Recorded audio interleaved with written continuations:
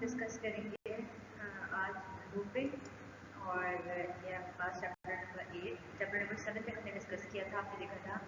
इससे पहले दो कंट्रोल स्ट्रक्चर्स जो है वो और डिस्कस किए हैं, जिसमें से पहला जो कंट्रोल स्ट्रक्चर था वो था सीक्वेंशियल कंट्रोल स्ट्रक्चर, जो हमने देखा था कि आपका प्रोग्राम जो था वो सीक्वेंशियली रन कर रहा था, एक के बाद एक इंस्ट्रक्शन को जंप इंस्ट्रक्शन नहीं थी, वो एक के बाद एक इंस्ट्रक्शन को जो है वो एग्जीक्यूट कर रहा था।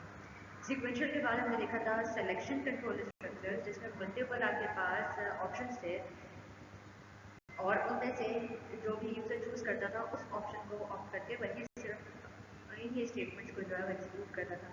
फर्स्ट करें ये लिखा हुआ है मल्टीपल स्टेटमेंट्स हैं कि 1 प्रेस करें तो 1 लिखा हुआ आ जाए, 2 है तो 2, 3 प्रेस करें तो 3 लिखा हुआ आ जाए, 4 प्रेस करें तो 4 लिखा हुआ आ जाए। इस तरह के मल्टीपल ऑप्शंस हैं यूजर के पास सिलेक्शन के लिए, और यूजर का 4 प्रेस करता है तो 4 ही लिखा हुआ आएगा स्क्रीन पे, बाकी सारी चीज़ें प्रिंट नहीं होंगी। तो वो था सिलेक्शन कंट्रोल स्ट्रक्चर, जिसमें आपके पास डिफरेंट ऑल्टरनेटिव होते हैं और आप उनको यूज़ करते हुए अपना प्रोग्राम बनाते हैं। उससे आपने डिस्कस किया था कौन कौन से प्रोग्राम्स डिस्कस किए थे, उसके थ्रू आपने इफ एल्स में आपने डिस्कस किया था, इवन ऑड का प्रोग्राम डिस्कस किया था। इसके अलावा प्राइम कंपोजिट नंबर का प्रोग्राम बना सकते हैं, इसके अलावा आप बना सकते हैं इवन ऑड था, पॉजिटिव नेगेटिव नंबर था, और इस तरह के बहुत सारे प्रोग्राम्स जो है आप उसके थ्रू बना सकते हैं। इसके अलावा जिसमें मल्टीपल ऑप्शंस थे उसमें आप कैलकुलेटर बना सकते हैं, सिंपल कैलकुलेटर, और सिंपल कैलकुलेटर के अलावा टेम्परेचर कन्वर्जन का था कि मल्टीपल टेम्परेचर कन्वर्जन का एक प्रोग्राम था जिसमें Kelvin to Celsius, Celsius to Fahrenheit, Fahrenheit to Celsius, इन सब की कन्वर्जन थी। तो एक ये प्रोग्राम था। अब हम इस वाले लेक्चर में जो है लूपिंग डिस्कस करेंगे। लूपिंग क्या चीज़ होती है? लूपिंग आपके पास थर्ड वन कंट्रोल स्ट्रक्चर है जिसे आइटरेटिव कंट्रोल स्ट्रक्चर कहते हैं। आइटरेटिव मतलब बार बार रिपीट। तो ऐसी तमाम की तमाम इंस्ट्रक्शंस जिनको आपने बार बार रिपीट करना होता है वो आप लूप के अंदर रखते हैं। तो आपने याद रखना है वो तमाम की तमाम इंस्ट्रक्शंस जो बार बार रिपीट होंगी उनको आपने किस में रखना है? लूप के अंदर रखना है। कंटिन्यू करते हैं।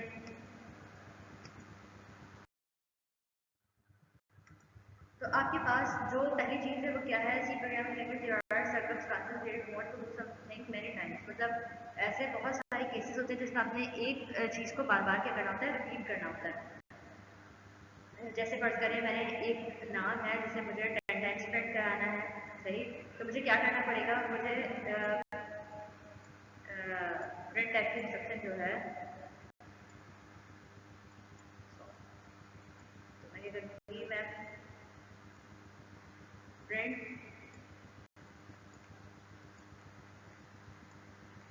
एफ की इंस्ट्रक्शन में नेम प्रिंट कराऊंगी। जैसे फर्स्ट करें मैंने नेम प्रिंट कराया अली, तो वो नेम प्रिंट हो जाएगा।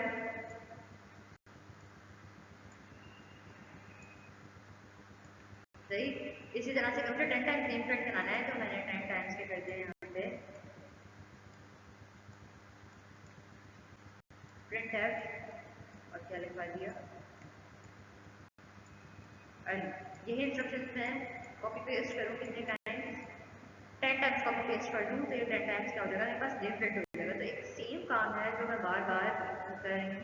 ऐसी तमाम चीज़ों के लिए आपके पास सबसे ज़्यादा फीजिबल ये है कि आप आइटरेटिव कंट्रोल स्ट्रक्चर का इस्तेमाल करें, जिसके थ्रू आप यही काम एक दफ़ा लिखेंगे और आप उसको कंडीशन डिफाइन कर देंगे कि कितनी बार चलना चाहिए, और उतनी बार ये लूप चल जाएगा, उतनी बार इसको प्रिंट कराएंगे। आपको ये काम बार बार नहीं करना पड़ेगा, मल्टीपल टाइम्स नहीं करना पड़ेगा। अच्छा जी, इसके अलावा आपके पास क्या है? For example you want to print the same word 10 times, जैसे मैंने आपको बताया नाम प्रिंट कराना है 10 दफ़ा अपना,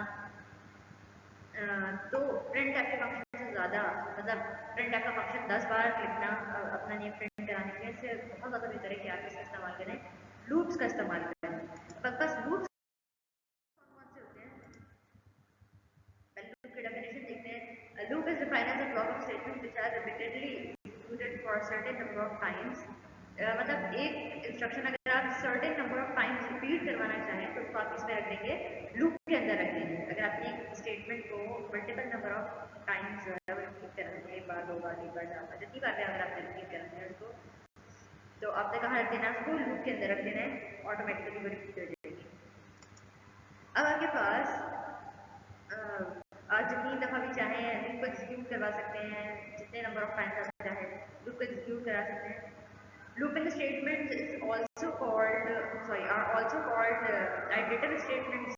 Iterative statements मैंने आपको बताया repetitive control structure है या iterative control structure या फिर loops कुछ भी कह सकते हैं आप, सबके सिमिलर मीनिंग्स है। कैसे बात लूप का डेफिनेशन है कि जिसे आप अच्छे से समझ चुके हैं और आप इसको अपने एग्जाम में अटेम्प्ट भी कर सकते हैं। अब आपके पास है टाइप्स ऑफ लूप। लूप की कितनी टाइप्स होती हैं? लूप की बेसिकली दो टाइप्स में लूप को डिवाइड किया गया है। One is called unbounded loop and the other is called bounded loop. Unbounded loop और बाउंडेड लूप में क्या डिफरेंस है? These are also called indefinite and definite loop. Indefinite loop is also called unbounded loop and the definite loop is also called bounded loop. सही? Unbounded को आप indefinite loop भी कह सकते हो, बाउंडेड को आप डेफिनेट लूप भी कह सकते हैं। आइए अब टाइप्स डिस्कस करते हैं। अनबाउंडेड लूप है आपके पास और बाउंडेड लूप। अनबाउंडेड लूप में आपके पास व्हाइल स्टेटमेंट है, डू व्हाइल स्टेटमेंट है, बाउंडेड स्टेटमेंट में आपके पास फॉर स्टेटमेंट है। इससे पहले मैं आपको एक और चीज बता दूं कि जो है आपके पास जितनी भी लैब्स शेयर हो रही हैं आप उनकी प्रैक्टिस करें। यही सारे काम जो मैं आपको इस लेक्चर में शुरू में कवर करेंगे, वही सारा काम हम प्रैक्टिकल एग्जाम्पल में भी कवर करेंगे। तो आपने बहुत अच्छे से समझना है ताकि आपको ये समझ आएगा तो वो समझ आएगा। वो सारी लैब्स आप अपने घर पे करके देखें और वही सारे असाइनमेंट्स भी हैं जो आपने अटेम्प्ट करने हैं उसी से रिलेटेड।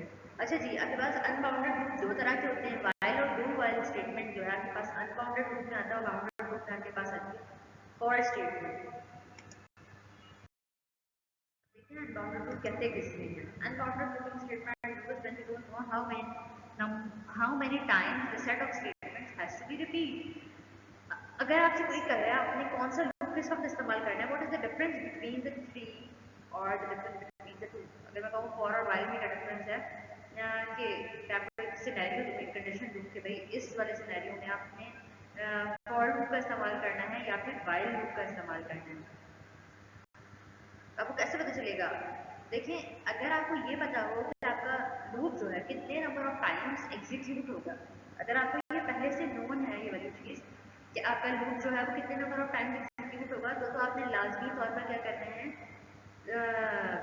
इसका फॉर लूप का इस्तेमाल करना है। कब? जब आपको ये पता हो कि आपका लूप कितने नंबर ऑफ टाइम्स चलेगा। लेकिन अगर आपको ये नहीं पता कि आपका लूप कितने नंबर ऑफ टाइम्स रिपीट होगा, तो आपने क्या लिखना है, तो आपने अनबाउंडेड लूप का इस्तेमाल करना है। अनबाउंडेड लूप कौन से लूप्स होते हैं? जिसमें आपको ये ना पता हो कि आपका लूप कितने नंबर ऑफ टाइम्स रिपीट होगा। सही है? एक मैंने आपको बताया बाउंडेड, एक आपको बताया अनबाउंडेड। अनबाउंडेड में क्या बताया? Unbounded looping statements are used when we don't know how many times the set of statement has to be repeat. कि कितने नंबर ऑफ टाइम्स जो है आपकी स्टेटमेंट रिपीट होगी, तो आपने क्या लगाना है? अनबाउंडेड लूप लगाना है। अगर आपको ये पता है कि आपकी स्टेटमेंट कितने नंबर ऑफ टाइम्स एग्जीक्यूट होगा, आपको ये पहले से पता है, तो आपने फॉर लूप का इस्तेमाल करना है। Unbounded statements can either be the pre-test or the post-test. इसमें भी pre-test और post-test आता है। अब pre-test और post-test का मतलब क्या है? Pre-test का मतलब जिसमें कंडीशन पहले चेक होगी, बाद में आपका जो कोड है वो एग्जीक्यूट होगा। पोस्ट-टेस्ट का मतलब होता है कि एक दफा आपकी कंडीशन एक दफा आपकी जो स्टेटमेंट्स हैं वो एग्जीक्यूट हो जाएंगी, बाद में कंडीशन चेक। सही? जिसमें कंडीशन पहले चेक होती है वो प्री टेस्टेड लूप कहलाता है, जिसमें कंडीशन बाद में चेक होती है वो पोस्ट टेस्टेड लूप कहलाता है। In pre-test loop, condition is checked before the beginning of each iteration. If the condition is true, the operation is performed. If it is false, the operation is not performed. Same कि भाई अगर आपके पास unbounded loop है तो अगर मैंने बताया पहले कंडीशन चेक होगी और बाद में स्टेटमेंट्स क्या होंगी, एग्जीक्यूट होंगे। अगर स्टेटमेंट क्या है, स्टेटमेंट ट्रू है तो वो एग्जीक्यूट हो जाएगी, कंडीशन ट्रू है तो स्टेटमेंट एग्जीक्यूट होंगे, अदरवाइज। नेक्स्ट पे चलते हैं। Pre-tested loop is implemented using while loop. While loop आपके पास देखिए, अनबाउंडेड लूप में आपने दो लूप मैंने आपको बताया, एक वाइल है और एक डू वाइल, सही है, जिसमें वाइल जो है आपके पास क्या है, वाइल आपके पास प्री टेस्टेड लूप है और डू वाइल आपके पास पोस्ट टेस्टेड लूप है। ऐसा लूप जिसमें कंडीशन पहले चेक हो वो प्री टेस्टेड लूप कहलाता है, ऐसा लूप, ऐसा अनबाउंडेड लूप जिसमें कंडीशन बाद में चेक हो वो पोस्ट टेस्टेड लूप कहलाता है। ये हमने पढ़ लिया है। In post tested loop first the block of statements to be repeat if executed then the condition will be tested. That means that the post test loop condition is checked after executing the repeating statement. If the condition is true, it repeats this statement again. If it is false, the repetition is not performed. Repetition performed नहीं होगी, लेकिन हाँ post test loop में ये जरूर होता है कि कंडीशन फॉल्स हो ना आपके पास, तभी वो एक बार लाजमी चलेगा। अगर आपके पास कंडीशन फॉल्स है तो भी आपका लूप एक बार लाजमी चलेगा। Post test loop is implemented using do while. अब देखिए अपनी क्या क्या चीजें हैं लूप्स दो तरह के, अनबाउंडेड और बाउंडेड। अनबाउंडेड लूप कौन सा होता है जिसमें आपको ये ना पता हो कि कितने नंबर ऑफ टाइम्स जो है आपकी इंस्ट्रक्शन एग्जीक्यूट होगी, सही। कोई भी आपसे कुछ अनबाउंडेड लूप क्या होते हैं जिसमें आपको ये ना पता हो कि कितने नंबर ऑफ टाइम्स आपकी स्टेटमेंट एग्जीक्यूट होगी, तो आप अनबाउंडेड लूप का इस्तेमाल करते हैं, सही। अनबाउंडेड लूप किस तरह के होते हैं, दो तरह के होते हैं, प्री टेस्ट और पोस्ट टेस्ट। प्री टेस्ट में क्या होता है, कंडीशन चेक होती है पहले और बाद में स्टेटमेंट एग्जीक्यूट होती है। पोस्ट टेस्ट में क्या होता है कि एक दफा कंडीशन एग्जीक्यूट हो जाती है, सॉरी एक दफा जो है आपकी स्टेटमेंट एग्जीक्यूट हो जाएगी, उसके बाद आपकी कंडीशन चेक होगी। यानी अगर कंडीशन फॉल्स हो तब भी आपकी स्टेटमेंट एक दफा एग्जीक्यूट होगी। फॉर लूप क्या है आपके पास, सॉरी वाइल लूप है। वाइल लूप क्या है आपके पास, हम इसको चेंज करते हैं, ये क्या है आपके पास while loop.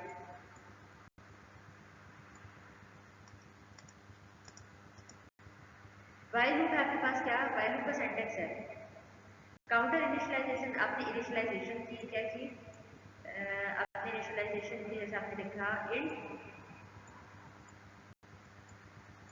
i is equals to 1। Initial point क्या होता है, स्टार्टिंग पॉइंट, सही है। ये इसकी इनिशियल वैल्यू होगी कि i 1 से स्टार्ट होगा, उसके बाद क्या है वाइल कंडीशन, फिर आपने लिखा वाइल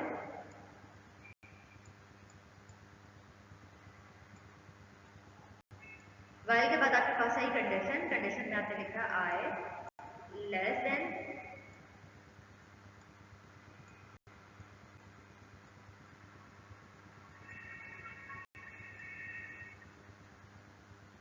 इक्वल्स टू 5, सही। फिर उसके बाद आएंगे आपके पास ब्लॉक ऑफ स्टेटमेंट, वो कुछ भी हो सकती है। फर्स्ट करें मैंने 10 टाइम्स नेम प्रिंट कराना है, तो जो भी चीज मैंने रिपीट करनी है ना वो मैंने इन ब्रैकेट्स के अंदर लिखी है। फर्स्ट करें मुझे 10 बार नाम प्रिंट कराना है तो मैंने एक दफा लिख दिया भाई, 5 दफा मैंने नाम प्रिंट कराना है तो मैंने लिख दिया प्रिंट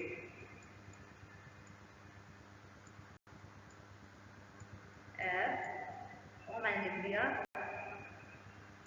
सबरा क्लोज और ये आपके पास ब्रैकेट भी क्लोज होना चाहिए और ये आपने कर्ली ब्रैकेट क्लोज कर दिया। इस बाउंड्री का मतलब क्या है, इस बाउंड्री का मतलब यह है कि आपके पास वाइल लूप की बाउंड्री है, बॉडी भी कह सकते हैं इसको लूप की, और इसका मतलब क्या है, मकसद क्या है इसका कि इसके अंदर जो भी चीज लिखी हुई होगी वो एक बार लाजमी रिपीट हो, मतलब जिस चीज को भी आपने रिपीट करवाना है ना वो इसके अंदर लाजमी आएगी। सॉरी ये वाली चीज, जो भी चीज आपने रिपीट करवानी है वो इन ब्रैकेट्स के अंदर आएगी, और जो चीज आपने बार बार रिपीट नहीं करवानी वो ब्रैकेट्स के बाहर आएगी। इसके अलावा आपके पास इसके अंदर है ब्लॉक ऑफ स्टेटमेंट के बाद काउंटर मॉडिफिकेशन भी आएगी, यानी आई प्लस प्लस। देखिए ये प्लस प्लस और माइनस माइनस ऑपरेटर आप पहले भी डिस्कस कर चुके हैं। क्या करता है, इंक्रीमेंट करता है वैल्यू को, एक इंक्रीज कर देता है, +1 कर देता है वैल्यू। एक दफा इस वाले सिंटेक्स को रन करके देखते हैं, सही है। आपके पास i की वैल्यू क्या है, इनिशियली i की वैल्यू आपके पास 1 है। मैं अपना पॉइंटर लेके जाती हूँ ताकि आपको समझ आ जाए। हम हाईलाइट करते हैं इसको येलो से। चलिए आपके पास क्या है, i की वैल्यू 1 है। इसने कहा i की वैल्यू क्या है आपके पास 1। ट्राई रन करें हम प्रोग्राम। इसने कहा भाई चेक करो वाइल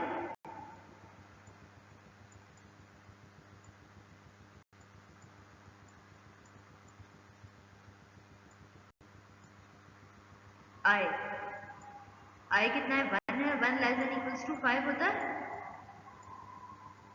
बताइए भाई 1 लेस देन इक्वल्स टू 5 है, हाँ जी बिल्कुल 1 जो है वो लेस देन है 5 से, तो वो क्या करेगा स्टेटमेंट्स को एग्जीक्यूट करेगा, यानी इस ब्रैकेट के अंदर चला जाएगा। अगर ये स्टेटमेंट फॉल्स हो जाती ना तो ये ब्रैकेट के अंदर एंटर नहीं होता, सही है। ब्रैकेट के अंदर एंटर ये क्यों हुआ है, क्योंकि इसकी कंडीशन जो है वो ट्रू हो गई, ठीक है। 1 याद रखिएगा, ये मैं ड्रायर कह रही हूँ आपको दिखाने के लिए। आई अच्छा क्या क्या लिखा हुआ इसके अंदर, समरा लिखा हुआ है, तो उसने प्रिंट करवा दिया समरा एक बार, और आई की वैल्यू में क्या किया है, समरा प्रिंट कराने के बाद आई की वैल्यू में प्लस प्लस कर दिया। आई की वैल्यू पहले कितनी थी 1 थी, प्लस प्लस होने के बाद कितनी हो जाएगी, आई की वैल्यू 2 हो जाएगी, ठीक है। प्रिंट करवा दिया उसने स्क्रीन के ऊपर जो भी था, ये रही मेरी आउटपुट स्क्रीन, यहाँ वो प्रिंट करवाता जाएगा। अब देखें आई प्लस प्लस हो गई, दोबारा से कहाँ जाएगा, लूप के पास जाएगा दोबारा, सही है। ये जंप करके दोबारा लूप के पास गया और इसने जाके चेक किया, इसने जाके चेक क्या किया, इसने जाके चेक किया कि भाई 2 जो है वो लेस देन इक्वल्स टू 5 है, हाँ जी बिल्कुल 2 जो है वो लेस देन इक्वल्स टू 5 होता है, तो वो दोबारा ब्रैकेट्स के अंदर चला जाएगा, स्टेटमेंट को एग्जीक्यूट कराएगा, दोबारा से उसने क्या प्रिंट करवा दिया समरा। नेक्स्ट आई प्लस प्लस करेगा, आई की वैल्यू 2 थी, अब कितनी हो जाएगी 3 हो जाएगी, 3 हो जाएगी, तो वो दोबारा ऊपर जाएगा वाई के पास और चेक करेगा कि भाई 3 जो है वो लेस देन इक्वल्स टू 5 होता है, हाँ से होता है, तो वो क्या करेगा दोबारा स्टेटमेंट को एग्जीक्यूट कराएगा, तीसरी बार समरा प्रिंट करवा देगा और आई प्लस प्लस कर देगा, सही है। अब आई की वैल्यू 4 हो गई, ऊपर जाएगा वाई के पास, फोर्थ लाइन देखेगा भाई 4 लेस देन इक्वल्स टू 5 है, बिल्कुल 4 लेस देन इक्वल्स टू 5 है, तो वो दोबारा क्या प्रिंट करा देगा, दोबारा समरा प्रिंट करा देगा। क्यों, जितनी बार स्टेटमेंट, जितनी बार आपकी कंडीशन ट्रू होगी उतनी बार आपकी स्टेटमेंट्स एग्जीक्यूट होंगी, तो आपकी कंडीशन जो है वो ट्रू हो गई है, स्टेटमेंट आपके पास एग्जीक्यूट हो जाएंगी। अब देखते हैं इसको, आई प्लस प्लस हो गया 4 आ गया, अब आई प्लस प्लस होकर कितना हो जाएगा 5 हो जाएगा, दोबारा से लिखा ऊपर जाएगा, ये किसी और मार्ग से इसको ऊपर लिया जाएगा, फिफ्थ टाइम ऊपर गया, ये कितना हो गया 5। अब बताइए 5 लेस देन इक्वल्स टू है 5 के, बिल्कुल 5 लेस देन तो नहीं है लेकिन इक्वल्स टू है, तो इसका मतलब ये कंडीशन ट्रू हो रही है, या तो लेस देन हो या फिर equal to, 5 less than equals to 5 है, तो ये दोबारा अंदर चला जाएगा, एग्जीक्यूट करवाएगा, दोबारा से स्क्रीन के ऊपर समरा लिखा हुआ जाएगा, ये 5 टाइम्स आपके पास नेम प्रिंट हो गया। फिर आई प्लस प्लस करेगा, आई की वैल्यू कितनी हो जाएगी 6 हो जाएगी, दोबारा ऊपर जाएगा, चेक करने कि भाई 6 जो है लेस देन इक्वल्स टू 5 है, बिल्कुल भी नहीं, 6 ना 5 से छोटा होता है, ना 6 जो है वो 5 के बराबर होता है, सही है। तो ये वाली स्टेटमेंट भी, तो इस बार वो बॉडी के अंदर एंटर नहीं होगा, स्टेटमेंट्स को एग्जीक्यूट नहीं करेगा, कंडीशन फॉल्स हो जाएगी, ये 5 बार आपके पास समरा प्रिंट होकर आ गया, सही है। होपफुली आपको इसका वाइल का सेंटेंस बहुत अच्छे से समझ आ गया होगा। अब देखें, अगर सेम चीज अगर मैं आपसे कहूँ ना कि आपने वाइल के इसी लूप से जो है आपने क्या प्रिंट कराना है, इस लूप से आपको प्रिंट कराना है क्या, यही नंबर्स प्रिंट कराने हैं, 1 से 5 तक के नंबर्स प्रिंट कराने हैं, 1 to 5। तो ये जो प्रिंट टाइप की स्टेटमेंट आपने लिखी थी ना, ये वाली, सिर्फ यहाँ चेंजेस होंगे। नंबर कैसे प्रिंट कराते हैं आपको पता है, इंटीजर प्रिंट कराने के लिए फॉर्मेट स्पेसिफायर क्या इस्तेमाल होता है, प्रिंट एफ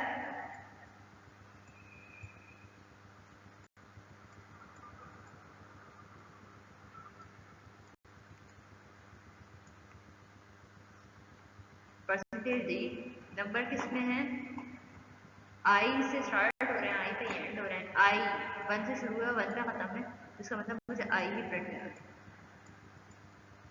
पहले सबरा प्रिंट हो रहा था और अब क्या प्रिंट हो जाएगा, 1 से 5 तक नंबर्स प्रिंट हो जाएंगे। एग्जाम्पल देखते हैं, ये आपके पास एग्जाम्पल कोड है, अब ये ट्रेस होता चला जाएगा, देखें 1 बाय 1 ये ट्रेस होगा और इसका फ्लो चार्ट हुआ जाएगा। मेन इस entry point of the program पता है आपको कि मेन एंट्री पॉइंट है I1 से स्टार्ट हुआ, आपको पता है रेक्टेंगुलर बॉक्स में आएगा, आई की वैल्यू आ गई, इनिशियलाइज हुई है, रेक्टेंगुलर बॉक्स में आएगी। कंडीशनल बॉक्स आपको पता है डायमंड बॉक्स होता है, ड्रॉ हो जाएगा डायमंड। देन आपके पास कंडीशन क्या होती है, तो ट्रू होती है, फॉल्स होती है। अगर ट्रू होगी तो स्टेटमेंट्स क्या होंगी, एग्जीक्यूट होंगी, फॉल्स हो जाएगी तो लूप टर्मिनेट कर जाएगा, बाहर निकल जाएगा इसकी बॉडी से। स्टेटमेंट ट्रू थी, इसने प्रिंट करा दिया। दोबारा जब आई प्लस प्लस किया, आई की वैल्यू 1 की, प्लस प्लस किया, आई की वैल्यू 2 हो गई, दोबारा ऊपर जाएगा, यहाँ पे कंडीशन चेक करेगा। अब आई की वैल्यू क्या हो जाएगी, 2 हो जाएगी। 2 के लिए चेक करेगा, 2 लेस देन इक्वल्स टू 5 है तो ये ट्रू है, ट्रू है, नीचे चला जाएगा, ये वाली स्टेटमेंट दोबारा से एग्जीक्यूट होगी। इस तरह से ये स्टेटमेंट 10 टाइम्स एग्जीक्यूट होगी। जैसे 11 होगा, 11 टाइम्स एग्जीक्यूट होना होगा, बस कंडीशन फॉल्स हो जाएगी और वो कहाँ चला जाएगा, फॉल्स पे चला जाएगा। ये वाली कंडीशन रिपीट होती रहेंगी। ये देखिए इन एरोज का मतलब है कि ये 10 टाइम्स चलेगा। 10 टाइम्स चलने के बाद अगर आपके पास वैल्यू जो है जब वो 11 के बराबर हो जाएगी, इसका मतलब कंडीशन क्या हो जाएगी, फॉल्स हो जाएगी। 11 लेस देन इक्वल्स टू 10 नहीं होता है, 11 लेस देन इक्वल्स टू 10 नहीं होता, तो क्या करेगा वो, फॉल्स पे चला जाएगा, लूप से बाहर आ जाएगा। लूप के बाहर देखें इस एंड को, ये प्रिंटफ की जो स्टेटमेंट है जिसमें ये एंड लिखा है, इसको मुझे 10 बार रिपीट नहीं कराना था, तो इसलिए मैंने इसको इस वाली ब्रैकेट के अंदर नहीं लिखा। सिर्फ वो वाली चीज लूप के अंदर आएगी जिसको आपने बार बार रिपीट करवाना है। अच्छा जी, आपके पास लिखा हुआ आ गया क्या, प्रिंटफ एंड लिखा हुआ आ गया, आपका टर्मिनेट हो गया। ये थी आपके पास, ये था आपके पास व्हाइल लूप। बिल्कुल आपको समझ आ गया होगा कि व्हाइल लूप किस तरह से एग्जीक्यूट होता है। हम इसी और जो है एग्जाम्पल वो अपनी लैब में भी डिस्कस करेंगे और देखेंगे इसको और किस किस तरह से इस्तेमाल किया जा सकता है।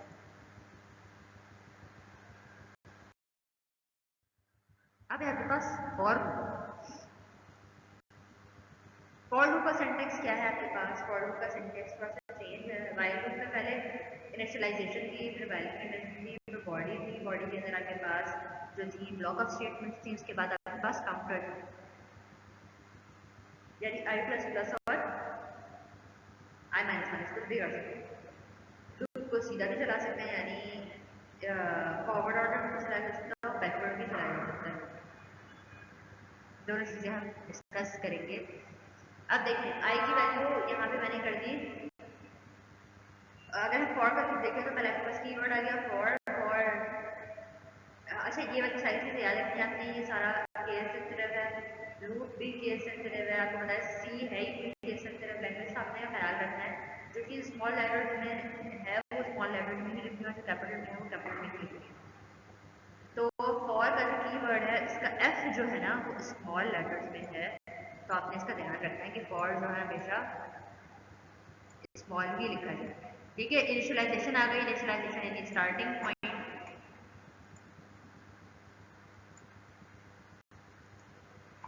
इनिशियलाइजेशन कर दें इसकी।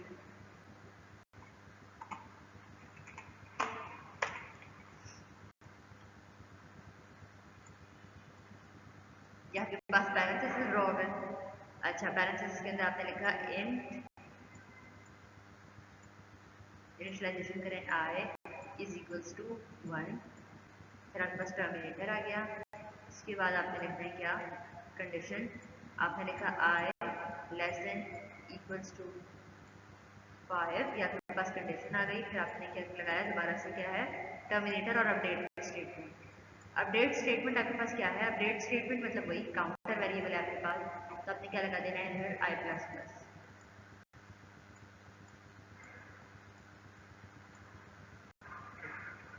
तो ये आपके पास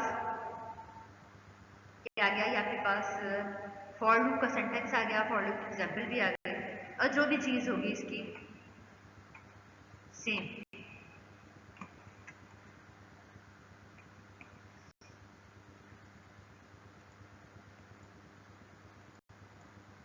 इसकी भी ब्रैकेट्स होंगी, सही है, तो हम ड्रॉ कर लेते हैं, इसकी ब्रैकेट्स भी होंगी। इसके अंदर क्या आएगा, ब्लॉक ऑफ स्टेटमेंट्स आएंगे, वो ब्लॉक ऑफ स्टेटमेंट्स आएंगी तो आपने मल्टीपल टाइम एग्जीक्यूट करनी है। अगर आपका लूप एक ही दफ़ा चलना है, सही है, लूप के अंदर जो भी कंडीशन है वो एक ही दफ़ा चलनी है तो आपको ये पैरेंथेसिस लगाने की ज़रूरत नहीं है। अगर आपका लूप मल्टीपल टाइम चलेगा, एक से ज़्यादा बार चलेगा तो आपको पैरेंथेसिस लगाने की ज़रूरत पड़ेगी, पैरेंथेसिस क्या, सॉरी, कर्ली ब्रैकेट लगाने की ज़रूरत पड़ेगी। तो अगर मुझे वही प्रिंट टाइप की इंस्ट्रक्शन इसमें प्रिंट करानी है तो मैं लिखूंगी इसमें प्रिंट टाइप, और मैंने लिख दिया यहाँ पे एली,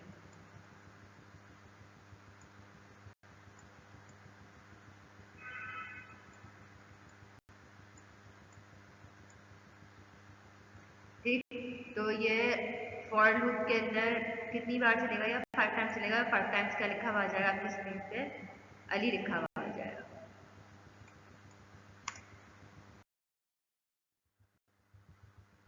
ये देखें, ये फॉर लूप की इंस्ट्रक्शन आ गई है आपके पास सामने, फॉर लूप की एग्जांपल आ गई। अब देखिए फॉर लूप में भी यही होगा, जिस तरह से वो आपका लूप ट्रेस होता जाएगा आपका फ्लो चार्ट ड्रॉ हो जाएगा। आप देखिए बिल्कुल वही सीक्वेंस ऑफ एग्जीक्यूशन रहेगी कि भाई पहले उसने क्या करना है, इनिशियलाइजेशन की, इनिशियलाइजेशन का बॉक्स ड्रॉ हो जाएगा, फिर उसने जाके क्या चेक किया, फिर उसने जाके चेक किया आई की वैल्यू 1 थी, कंडीशन चेक की, कंडीशनल बॉक्स आ जाएगा, कंडीशन चेक की आई लेस देन इक्वल्स टू 10 है, हाँ जी है, तो क्या आई लेस देन इक्वल्स टू 10 है, चेक कर लिया। उसके बाद क्या किया उसने, अगर ट्रू है, जब तक ट्रू रहेगा तब तक क्या करता रहा है वो, एम आर आई टी जो वर्ड लिखा है मैंने वो क्या करते हैं 10 टाइम्स प्रिंट करा दे, वही आई प्लस प्लस होगा, प्लस प्लस होकर दोबारा से कंडीशन चेक होगी, जैसे इंक्रीमेंट होगा वैसे कंडीशन चेक होगी कि भाई अब भी कंडीशन ट्रू है या नहीं, होती रहेगी, काम बार बार होता चला जाएगा। सही है, लूप में गया कंडीशन कि मतलब आई प्लस प्लस किया और उसको बढ़ाया, वो सारी चीज़ें, ये काम सारा ऐसे ही होता रहेगा। अब देखिए फॉर लूप में और वाइल लूप में जो है वो बिल्कुल भी डिफरेंस नहीं है। इसका फ्लो चार्ट देखिए आप, बिल्कुल एक ही तरीके से एग्जीक्यूट हो रहे हैं। सही है, ये हो गया आपके पास, जैसे ही आपके पास कंडीशन फॉल्स होगी आपका लूप टर्मिनेट कर जाएगा, कंडीशन बाहर आ जाएगी और आपके पास क्या हो जाएगा, आपका जो भी लूप है वो टर्मिनेट कर जाएगा, एंड हो जाएगा विद प्रिंटफ, एंड स्टेटमेंट आपके पास लिखा हुआ आ जाएगा। ये लूप के बाहर है, लूप के अंदर क्या चीज़ है, लूप के अंदर ये चीज़ है, ये वाली चीज़ आपको लूप रिप्रेजेंट कर रही है। सही है, लूप कैसे बन रहा है देखें, लूप ही बन रहा है ना, कंडीशन चेक की, आई की वैल्यू 2 हो गई, फर्स्ट करें 1 टाइम चल चुका, तो क्या करेगा 2 लेस देन इक्वल्स टू 10 है, नीचे गया, इसको एग्जीक्यूट करा, आई को प्लस किया, दोबारा ऊपर चला गया, दोबारा ऊपर गया, आई की वैल्यू इंक्रीमेंट की 3 हो गई थी, चेक की 3 लेस देन इक्वल्स टू 10 है, हाँ जी है, ट्रू था, नीचे गया, बॉडी एग्जीक्यूट की, फिर ऊपर चला गया, आई की वैल्यू इंक्रीमेंट 5 हो गई, दोबारा चेक की, 5 लेस देन इक्वल्स टू 10 है, नीचे आया और so on and so fourth चलता चला जाएगा, कब तक, 10 टाइम्स चलेगा। अच्छा जी, अब we are running out of time, तो हम क्या करते हैं, अब हम ये करते हैं कि हम थोड़ा सा रिविजन कर लेते हैं कि हमने क्या क्या देखा। हमने आज देखा कि भाई आपके पास लूप जो है वो क्या चीज़ होती है, लूप्स आपके पास एक लूप्स क्या है, एक स्टेटमेंट है, एक आइटरेटिव कंट्रोल स्ट्रक्चर है, जो भी चीज़ आपने बार बार रिपीट करनी हो वो आप लूप के अंदर रख देते हैं तो क्या हो जाता है, वो multiple number of times repeat हो जाता है। दो टाइप्स की लूप की, अनबाउंडेड और बाउंडेड लूप। अनबाउंडेड की फर्दर दो टाइप्स की, अनबाउंडेड में था आपके पास वाइल और डू वाइल, और यानी प्री टेस्ट और पोस्ट टेस्ट लूप था, और बाउंडेड में आपके पास फॉर लूप था। अनबाउंडेड लूप कब इस्तेमाल करते हैं, आपको ना बताओ कि आपकी स्टेटमेंट कितने नंबर ऑफ टाइम एग्जीक्यूट होगी, जो आपको ये ना बताओ कि आपका लूप कितनी नंबर ऑफ टाइम्स चलेगा। फॉर एग्जाम्पल जैसे मैं कहूँ, जब तक जो है आप यूजर जो है वो 3 प्रेस नहीं करे तब तक लूप एग्जीक्यूट होता है। सही, बहुत बार आपसे इनपुट लेगा, जब तक आप 3 नहीं प्रेस करेंगे तब तक जो है वो क्या करता जाएगा, तब तक वो लूप चलता चला जाएगा, 1 बार 2 बार 3 बार 4 बार। सही है, और हो सकता है वो एक दफ़ा चले, आप पहली ही दफ़ा आपने सही नंबर प्रेस कर दें, हो सकता है आप 100 टाइम्स से भी 3 प्रेस ना करें और आप डिफरेंट कीज प्रेस करते हैं।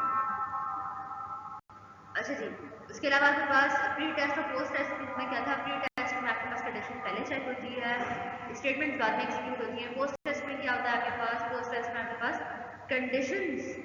कंडीशन बाद में एग्जीक्यूट वो चेक होगी, आपके पास जो स्टेटमेंट है वो पहले एग्जीक्यूट हो जाएगी।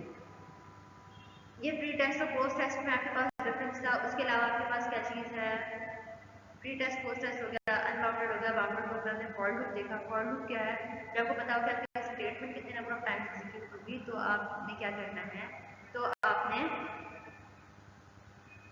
जब आपको पता हो कि आपकी स्टेटमेंट कितने नंबर ऑफ टाइम्स एग्जीक्यूट होगी तो आपने फॉर लूप का इस्तेमाल करना है। सही, ये लेक्चर हम यहीं पे ख़त्म करते हैं। अब आपको जो भी इसमें प्रॉब्लम है आप मुझसे पूछ सकते हैं, या तो कमेंट सेक्शन में पूछ लें या चैट पे पूछ लें। इस लेक्चर को हम यहीं पे खत्म करते हैं। अल्लाह हाफ़िज़।